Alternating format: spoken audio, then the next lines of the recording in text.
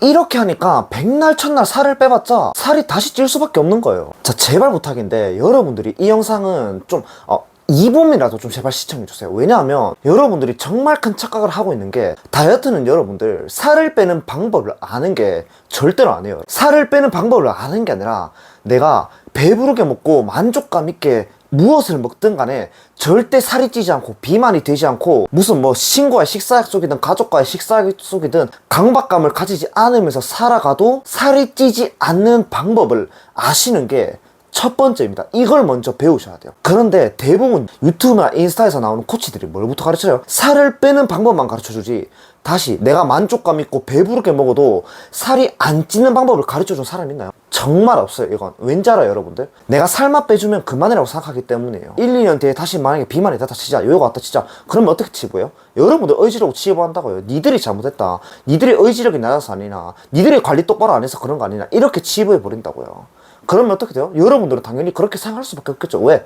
당연히 내가 비만이 되지 않는 건 내 관리에 소홀한 실패고, 밀가루나 설탕 음식은 당연히 먹으면 안 되는 거라고 생각하니까 그렇게 되는 거죠. 제가 정말 충격받았던 건 뭐냐면, 씹고 뱉는 다이어트를 가르치는 분들도 있더라고요. 저는 정말 막 이런 다이어트들도 정말 좀 반성을 했으면 좋겠고, 특히나 앞서도 강조했지만 내가 살을 빼고도 다시 살이 찌지 않는 방법을 알려주지 않는 그런 코치라면 여러분들은 웬만해서 그 사람을 걸러야 됩니다. 그리고 여러분들이 절대 살만 빼는 방법을 배워서는 안 되고요. 자, 예를 들어 볼게요. 여러분들 저탄고지라는 다이어트가 있죠. 그냥 쉽게 말해서 탄수화물을 줄이면 뭐 혈당하고 인슐린 수치가 낮아지니까 살이 빠진다. 이까지는 100% 정확한 말입니다. 이게 제가 틀렸다고 하면 무조건 사기꾼이고 개쓰레기예요. 근데 중요한 건 뭐냐면, 여러분들이 탄수화물을 줄이고 원하는 만큼 살을 뺐다고 칠게요. 그 다음에 어떻게 할 건데요, 여러분들? 다시 탄수화물 먹기 두렵지 않으세요? 여기서 분명히 당폭식이 터지고 위고비를 맞아야 될 정도로 몸이 망가지는 분들도 계십니다. 카니보어도 마찬가지예요. 탄수화물 줄이면 당연히 살 빠지죠. 실제로 제가 지금 이름 못 말하지만 인스타그램 인플루언서가 카니보어를 하고 나서 부작용을 겪는 사례도 정말 많이 봤습니다. 탄수화물 늘리는 것 자체를 무서워해서 그런 거죠. 근데 저는 지금 제 수강생분들은 탄수화물 진짜 만족될 만큼 먹어도 복부둘레가 오히려 빠지는 분들이 많으세요. 자, 예를 들어서 여러분들이 다이어트가 끝나고도 나는 죽을 때까지, 나는 내 운명을 달리할 때까지 탄수화물 진짜 적게 먹을 수 있다, 설탕 밀가루 싹 다 끊을 수 있다, 나는 완전 집에서 밖에 사는 집순이 집돌이고 여행 하나도 안 가고 밀가루 하나도 안 먹을 수 있어, 친구가 그런 거 먹자 해도 다 거절할 수 있어, 나는 완전 개쌍 마웨이야, 이런 사람들이라면 오히려 탄수화물 줄이는 다이어트, 그런 극단적인 다이어트를 하라고 말씀드립니다. 그런데 내가 분명히 그런 걸 지키지 못하고, 나는 친구도 자주 만나야 되고 식사도 즐겁게 하고 싶고 가족이랑도 여행도 하고 밥도 행복하게 먹으면서 살고 싶다, 이런 분들이 대부분 아니신가요? 그러면 그런 걸 먹으면서도 여러분들이 살을 빼는 방법도 알아야 될 뿐더러 살이 유지되고 요요가 안 오는 법을 아셔야죠. 이게 전부란 거죠. 자, 똑같은 두 가지 예시를 들려드리자면, 여러분들 만약에 돈 관리를 하나도 못하는 사람이 복권에 당첨됐다 써볼게요. 이분이 금방 부자는 됐겠죠. 근데 내가 지금 가진 돈을 유지하는 방법을 몰라요. 그럼 어떻게 돼요? 이 사람은 파산할 확률이 굉장히 높아지는 거예요. 왜? 내가 돈은 벌었지만 돈을 유지하는 방법은 전혀 모르기 때문이죠. 자, 그리고 두 번째로 연애 강의를 들어서 뭐 남자친구 여자친구 사귀는 법을 알았다고 쳐요.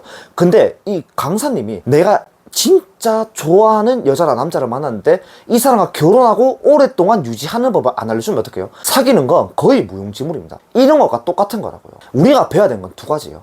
내가 원하는 목표를 해내는 방법과 그 목표를 해내고 나서 그 상태를 유지할 수 있는 법을 꼭 알아야 된다고요. 이거를 여러분들이 아시려면 첫 번째로 모두 지워야 될 고정관념이 있거든요. 그게 뭐냐면 저탄수, 간헐적 단식, 혈당 이런 거에 대한 정보를 당장 지우시는 게 중요합니다. 자, 그러면 100% 이렇게 반박하는 분들이 계실 거예요.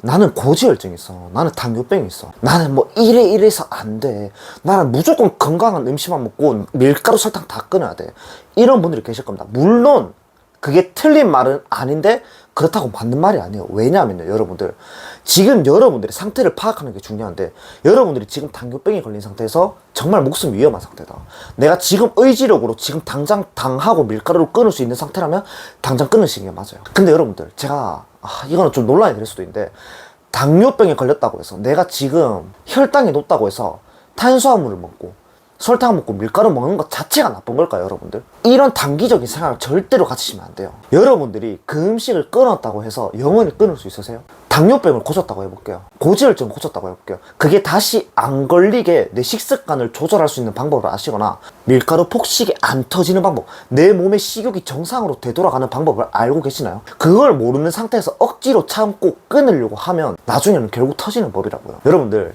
정말 죄송한데 인간의 본능, 유전적인 DNA는 우리가 의지라고 절대로 이길 수 있는 게 아닙니다. 얘를 우리가 먼저 조절해줘야지 우리는 다이어트를 성공할 수 있다고요. 몸도 건강해질 수 있다는 뜻이에요. 내가 정말 살도 빠지고 이쁘게 되고 싶다, 건강해져서 가족이랑 오래 살고 싶으신 분들은 물론 그 건강을 고치는 법, 내가 지금 걸린 질병을 고치는 법, 살을 빼는 법을 배우는 것도 정말 중요하지만, 그걸 고치고 나서도, 내가 이뻐지고 나서도 그걸 유지하는 방법, 그런 체질이 되는 법을 여러분들이 아셔야 돼요. 근데 이거를 보는 분들 대부분은 요요가 온 분들이 태반일 거예요. 그래서 왜 이 요요가 오고 체중이 다시 찌는지를 제가 여러분들한테 지금 알려드리겠습니다. 대부분이 살을 빼봤자 요요가 올 수밖에 없는 원인은 거의 두 가지밖에 없어요, 여러분들. 100명 중에 99명은 이 안에서 발생되기 때문이거든요.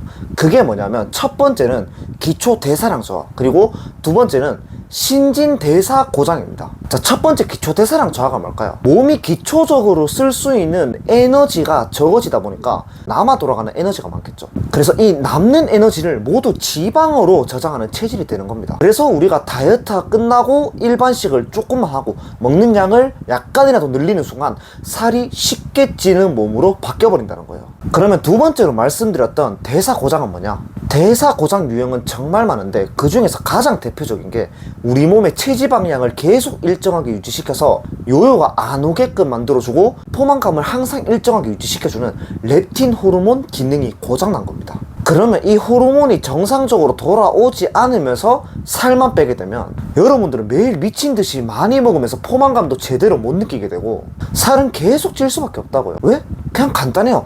내 몸의 렙틴 호르몬 기능이 무너졌기 때문입니다. 심지어 내가 지금 요요가 온몸에서 언제까지 계속 살이 불어날지도 알 수가 없는 거고요. 어쨌든 얘네들이 계속 살이 찌는 원인이잖아요. 그럼 이 원인들을 제거하지 않고 여러분이 진짜 미친 의지로 살을 뺐다고 쳐볼게요. 그냥 말짱 도루묵이라고요. 이렇게 팩트를 말하면 분명히 기분 나빠하실 수 있는 사람들이 있는데, 왜냐하면 대부분 이렇게 살이 찌거든요. 그리고 이걸 말해주는 코치가 없다 보니까 여러분들도 메타인지가 안 돼서 살이 계속 쉽게 찔 수밖에 없는 거고요. 자, 또 예를 들어 드리자면 살이 계속 찌는 이유, 원인이 뭐가 있어요? 가장 대표적인 게 혈당 스파이크를 계속 일으키는 이 식욕을 못 잡는 거죠. 여기서 중요한 팩트가 뭐예요? 여러분들이 계속 혈당을 높이고 싶어서 먹어요? 아니죠. 식욕 자체가 억제가 안 되다 보니까 혈당을 올릴 수밖에 없는 식습관이 형성될 수밖에 없고, 그러면서 살이 찐다는 거예요. 근데 대부분 전문가들은 뭐라고 말해요? 그냥 혈당 스파이크를 일으키는 식단을 멈춰라, 끊어라, 이렇게만 말하죠.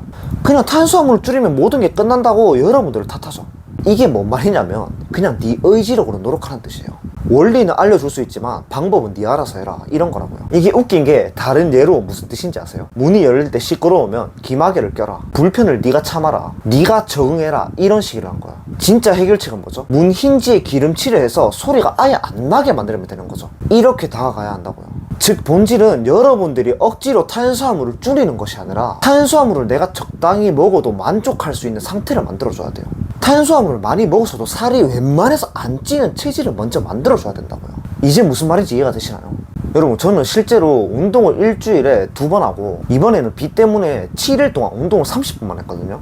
그 7일 동안 저는 하루에 밥을 거의 4그릇 5그릇 먹고 3일 동안 시내에서 새벽까지도 밥을 먹었어요. 그랬는데 저는 살이 절대 안 찌고 항상 1kg로 왔다 갔다 합니다. 이게 가능한 이유가 제 의지력이 좋아서 그런 게 아니라 몸이 그런 상태가 됐기 때문이에요. 그래서 제가 지금 여러분들이 지금 못하고 있는 맘 놓고 식사하기를 너무 자유롭게 할 수 있는 이유이기도 하고요. 자, 그럼 이런 생각 하실 거예요. 시끄럽다, 빨리 방법이나 알려줘. 근데 이게 사람마다 다시 살이 찌는 요인이 좀 달라요. 대사 고장은 맞긴 맞지만 대사 고장 유형이 사람마다 너무 다르기 때문에 제가 여기서 설명하면 여러분들 100% 영상 길고 지루하다고 끌 거예요. 그러면 저는 여러분들이 원하는 방법도 못 알려드리고 여러분들이 원하는 목표도 못 알려드리겠죠. 그래서 제가 요요가 올 확률을 극도로 줄이면서 여러분들이 살을 쉽게 뺄 수 있는 방법을 여기 댓글 링크에 정리해뒀으니까 필요하신 분들만 꼭 읽어주세요. 그리고 저는 어차피 코칭이자 사업 용도로 유튜브를 운영하는 거니까 막 엄청난 팁들, 유료 팁들은 유튜브에서 알려드리지 못합니다. 그래서 모든 팁들을 얻어가기 위해서 제 채널을 구독하지는 마세요. 대신 이 영상이 여러분들한테 와닿았다면 좋아요만 꼭 부탁드리겠습니다. 감사합니다.